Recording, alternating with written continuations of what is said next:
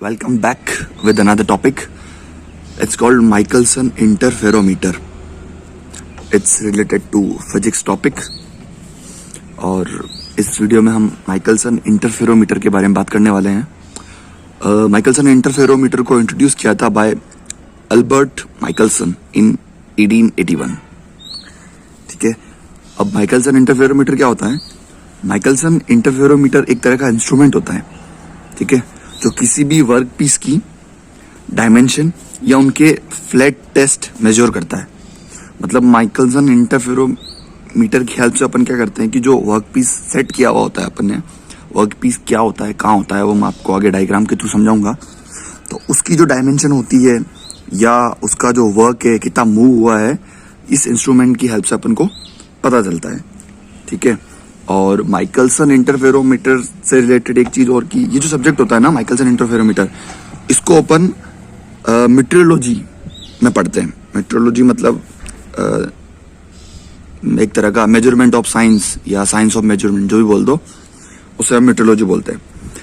जितने भी measuring equipment आपने देखे होंगे, लाइक वर्नियर कैलिपर, ठीक है, माइक्रोमीटर, एंड उसी तरह से हमारे पास एक चीज होती है, उसको बोलते हैं अपन माइकलसन इंटरफेरोमीटर। ठीक है, अब इसके बारे में कुछ चीज और बता दूं कि माइकलसन इंटरफेरोमीटर एक चीज ये कि इंटरफेरोमीटर में जो सबसे पहले आया था ना, वो था माइकलसन इंटरफेरोमीटर।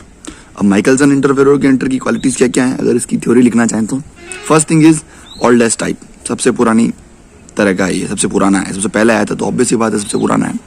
सेकंड होता है इसका principle of constructive and destructive interferometer. ठीक है, principle of constructive and destructive interferometer से मतलब ये है, दो लाइट वेव होती ना, जिनकी दो लाइट वेव है और उनकी जो फ्रीक्वेंसी है वो सेम है, एम्पलीट्यूड भी सेम है, और जब वो किसी एक पॉइंट पर, पर्टिकुलर एक पॉइंट पे आके इम्पोज करेगी, ठीक है, तो जैसे वो इम्पोज करेगी तो दो तरह के पैटर्न बनाएगी, एक होगा कंस्ट्रक्टिव और दूसरा होगा डिस्ट्रक्टिव। ठीक है, आई होप ये चीज आपको समझ में आ गई होगी। अब जो चीजें हमारे पास आएगी ना, लाइक कंस्ट्रक्टिव और डिस्ट्रक्टिव दो पैटर्न आएंगे, उससे हम ये पता लगाएंगे कि जो हमारा ऑब्जेक्ट है उसके डायमेंशन कैसा है। ठीक है, और तीसरी चीज होती है हमारे पास, वो होती है मोनोक्रोमेटिक लाइट। मोनोक्रोमेटिक लाइट से हमारा मतलब ये होता है कि जो लाइट है इस पर्टिकुलर माइकलसन इंटरफेरोमीटर के अंदर अपन काम लेंगे वो होगी मोनोक्रोमेटिक लाइट। ठीक है, अब हम इस टॉपिक को आगे बढ़ाते हैं और इसका डायग्राम का कंस्ट्रक्शन कैसे बना, क्या है, और उसकी वर्किंग मैं आपको बताता हूँ। थोड़ा ध्यान से देखिएगा, बहुत इजी है, बहुत जल्दी समझ में आ जाएगा आपको। ये हमारे पास एक कोई डायग्राम है, ठीक है, एक बार आप इसको पोज करके इस डायग्राम को बना लो अपने नोट्स में, उसके बाद आप जैसे जैसे मैं बता रहा हूँ वो करते जाइए तो इजी हो जाएगा आपके लिए। अब हमारे पास क्या है, इसके अंदर एक मोनोक्रोमेटिक लाइट सोर्स है, ये कोई मोनोक्रोमेटिक लाइट सोर्स हो गया। इससे जब मैं आगे बढ़ा तो यहाँ मेरे पास एक ये बीम स्प्लिटर है। ठीक है, एक बात याद रखना, बीम स्प्लिटर जो होता है ना, वो होता है पार्शियली सिल्वर प्लेट, एक तरह की पार्शियली सिल्वर प्लेट होती है। ठीक है, उसका क्या यूज होता है बीम स्प्लिटर का, जो भी मोनोक्रोमेटिक लाइट सोर्स से रेज आएगी ना और आके इस पे इंसिडेंट करेगी, मतलब इस पे आएगी, तो ये दो चीज करता है, या तो उस रे को ये रिफ्लेक्ट कर देगा या उस रे को रिफ्रैक्ट कर देगा। ठीक है, दो चीजें ये करता है, या तो ये उसको क्या करेगा, रिफ्लेक्ट कर देगा, और या फिर उस चीज को क्या करेगा, रिफ्रैक्ट कर देगा। अब अगर ये रेज जो आई है उसको अगर इसने रिफ्लेक्ट कर दिया तो रिफ्लेक्ट करने से क्या होगा, ये इससे टकरा के वापस चली जाएगी। ठीक है, आई टकराई और वापस चली गई।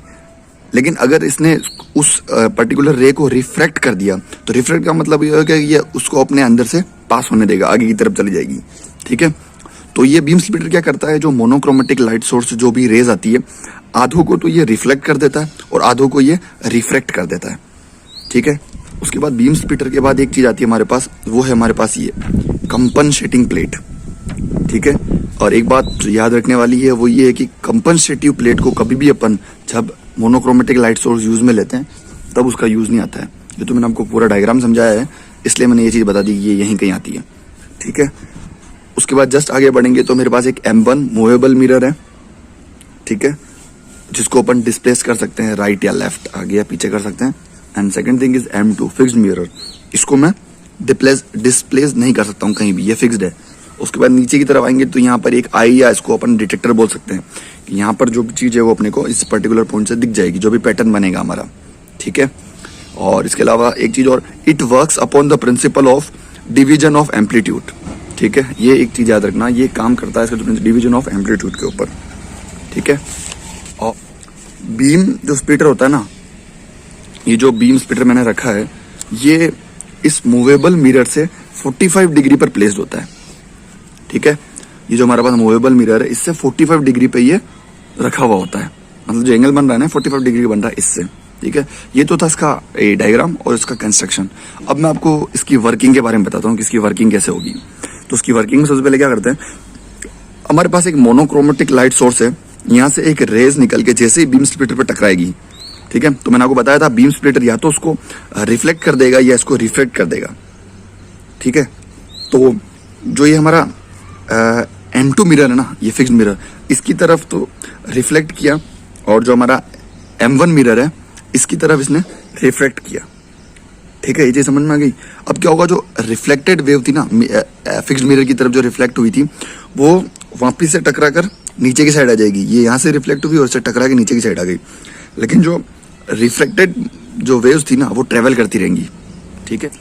और एक चीज जो उसमें आपको ध्यान देनी है वो ये है कि यहाँ पर जो ये कंपनसेटिव प्लेट है ना, ये मैंने यूज में नहीं ली, ये मैंने सबको डायग्राम समझा दिया कि यहाँ कहीं कंपनसेटिव प्लेट लगती है, वो इसलिए यूज में नहीं ली क्योंकि मेरा जो सोर्स है वो मोनोक्रोमेटिक लाइट है। मोनोक्रोमेटिक लाइट में अपन कभी भी कंपनसेटिव प्लेट यूज में नहीं लेते हैं, तो ये रेज मूवेबल मिरर से टकराएगी और यहीं कहीं ट्रैवल करती रहेगी, ठीक है। अब मूवेबल में जो मेरा मिरर है ना, मूवेबल मिरर, मैंने इसको कहीं मूव नहीं किया, यहीं कहीं यहीं है ना, तो मैंने राइट साइड में मूव किया ना लेफ्ट साइड में मूव किया, ठीक है। अगर मैंने इसको मूव नहीं किया है तो ये जो बीम स्प्लिटर से है ना, लाइक M2 और M1, ये जो दो मिरर है इस बीम स्प्लिटर से, अगर मैं इसको मूव नहीं करता हूँ तो दोनों का जो डिस्टेंस है ना वो इक्वल है, ठीक है। आगे क्या होगा, दोनों साइड से जो वेव टकरा के आएंगी, इधर से भी टकरा के, इधर से टकरा के नीचे आई, नीचे की तरफ गई, इधर से रिफ्लेक्ट हुई और इससे टकराई, और कुछ टाइम तक ट्रैवल करने के बाद जब नीचे की साइड आई तो यहाँ किसी एक पॉइंट के ऊपर ये सुपर इम्पोज करेगी, ठीक है। सुपर इम्पोज होने के बाद क्या होगा, सुपर इम्पोज होने के बाद एक इंटरफेरेंस पैटर्न बनेगा, ठीक है। इंटरफेरेंस पैटर्न जो बनेगा वो हमको यहाँ इस आई डिटेक्टर से दिखाई देगा, ठीक है। ये चीज आपको समझ में आ गई होगी। ये कंडीशन तो तब थी जब मैंने इस M1 मिरर मूवेबल मिरर को डिस्प्लेस नहीं किया, अपनी फिक्स रखा, ठीक है, ना राइट साइड में डिस्प्लेस किया ना लेफ्ट साइड में डिस्प्लेस किया, ठीक है। तो जब मैंने इस मिरर को मूव नहीं किया था, उस टाइम पे जो एक इंटरफेरेंस बना था ना यहाँ, उसको अपन बोलते हैं कंस्ट्रक्टिव इंटरफेरेंस पैटर्न। उस टाइम बिना जब मूव नहीं किया था उस टाइम जो बना उसको बोलते हैं अपन कंस्ट्रक्टिव इंटरफेरेंस पैटर्न। अब मैं M1 को थोड़ा सा डिस्प्लेस कर रहा हूँ, ठीक है, राइट या लेफ्ट कहीं पे भी मैंने इसको डिस्प्लेस कर दिया। तो डिस्प्लेस करने के बाद जो इंटरफेरेंस पैटर्न बनेगा, आएगा, टकराएगा, इंपोज होगा, उसके बाद जो इंटरफेरेंस पैटर्न बनेगा वो होगा डिस्ट्रक्टिव इंटरफेरेंस पैटर्न, ठीक है। अब कंस्ट्रक्टिव एंड डिस्ट्रक्टिव पैटर्न जो हमें मिलेगा, ठीक है, मैंने बता दिया आपको कि अगर मूव नहीं करोगे और इस पॉइंट पर जो पैटर्न बनेगा वो तो कंस्ट्रक्टिव बनेगा, और मूव करने के बाद जो बनेगा वो डिस्ट्रक्टिव बनेगा। अब जो कंस्ट्रक्टिव और डिस्ट्रक्टिव पैटर्न हमारे पास हैं उनसे हमें पता चलेगा कि कितना वर्क हुआ है। और एक चीज और जो मैंने बताया था कि वर्क पीस कहाँ होता है, इसके कहीं पीछे वर्क पीस रखा हुआ होता है, ठीक है। जो मैंने आपको पहले बताया था कि वो वर्क पीस से रिलेटेड की वर्क पीस क्या होता है, इस मिरर के कहीं पीछे रखा हुआ होता है, तो उस वर्क पीस का हमको डायमेंशन वगैरह पता चल जाएगा, ठीक है। और एक चीज और जो मैंने बताई थी कि हमने यहाँ पर जो ये कंपनसेटिव प्लेट क्यों लगाई, ठीक है।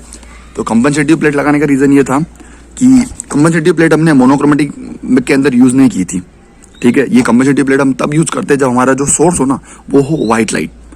मोनोक्रोमेटिक लाइट सोर्स में अपन कंपनसेटिव प्लेट को यूज नहीं करते हैं।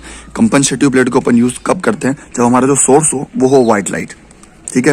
व्हाइट लाइट होगा तो उससे क्या होगा, और इस कंपनसेटिव प्लेट को यूज क्यों करते हैं, to compensate the part difference between two mirrors. इन दोनों के बीच में जो पार्ट डिफरेंस होता है ना उसको कंपनसेट करने के लिए कंपनसेटिव प्लेट का अपन यूज में लेते हैं, ठीक है।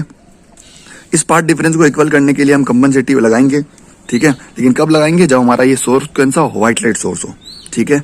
दैट्स हाउ इट्स वर्क, इस तरह से इसकी वर्किंग है, तो मैंने इसके बारे में आपको बता दिया था, और इसका डायग्राम ये रहा, इसका कंस्ट्रक्शन बता दिया था, इसकी वर्किंग बता दी। अब एक चीज़ और होती है, एक तरह से इसका एडवांस वर्जन होता है, नॉर्मली आपके यूज़ में नहीं आएगा, वो आगे जब स्टडी करोगे तो उसके बारे में पूछेंगे। उस एडवांस वर्जन में कुछ नहीं होता, जैसे ये जो हमारा फिक्स्ड मिरर है ना, इस फिक्स्ड मिरर की जगह वो क्या काम में लेते हैं, रेट्रो रिफ्लेक्टर। यहाँ पर एक तरह से रेट्रो रिफ्लेक्टर लग जाता है एडवांस वर्जन के अंदर, और ये आई डिटेक्टर होता है, इसकी जगह वो एक तरह का इलेक्ट्रॉनिक इंस्ट्रूमेंट यूज में ले लेते हैं। इलेक्ट्रॉनिक इंस्ट्रूमेंट यूज में लेने का रीजन क्या होता है कि जो नॉर्मली ह्यूमंस आई डिटेक्टर जब चेक करते हैं तो उसमें एरर के चांसेस ज़्यादा रहते हैं, और अगर कोई इलेक्ट्रिक इंस्ट्रूमेंट लगा देंगे तो वो क्या करेगा, जो इंटरफेरेंस का पैटर्न होगा ना, उसको किस में कन्वर्ट कर देगा, वोल्टेज में। और as compare to eye detector like humans जो उसको चेक करेगा, उसमें जो एरर के चांसेस होंगे वो इलेक्ट्रिक इंस्ट्रूमेंट में जो वोल्टेज की जो वैल्यू आएगी उसके मुकाबले बहुत, मतलब उसमें एक्यूरेट वैल्यू आती है। अगर आप इलेक्ट्रिक इंस्ट्रूमेंट रख दो और जो वोल्टेज में वैल्यू आ रही है वो एकदम 99% एक्यूरेटी देगा as compare to human eye. तो यही होता है माइकलसन इंटरफेरोमीटर। आई होप ये टॉपिक आपको समझ में आया होगा, और अगर ये टॉपिक समझ में आया है तो please subscribe, and if you like the video then please like. और अगर आपको लगे कि आप इस वीडियो को शेयर करना चाहते हो अपने दोस्तों में जिनको इस वीडियो की ज़रूरत हो, या वो भी इस टॉपिक को पढ़ सके इजीली, तो please share it. Thank you so much. What you're given, that's how we live it. Don't be mad at the system, it's simply how we've existed.